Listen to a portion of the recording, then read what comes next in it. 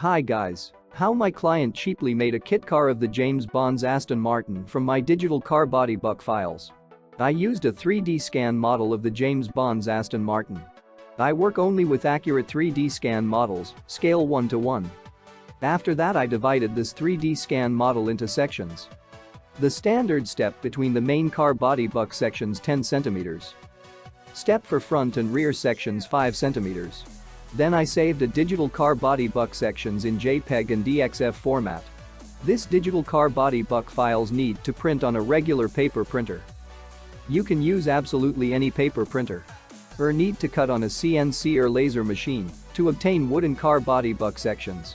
From this wooden sections need to assemble a car buck. My client made metal sections and assembled the sections one after another to get a car buck.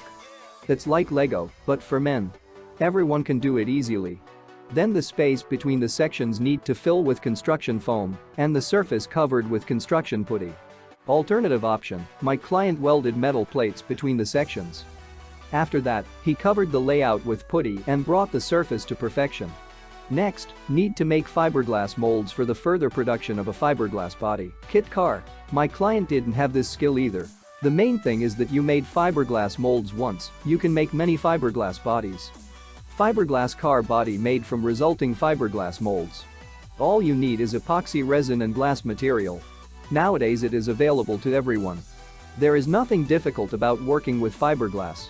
The finished fiberglass car body kit car is installed on a suitable donor car or on a homemade frame. The James Bond's Aston Martin DB5 replica is ready.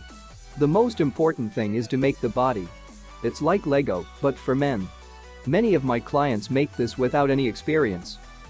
If you need digital car body buck files for self-building a James Bond's Aston Martin DB5 replica yourself, then Welcome!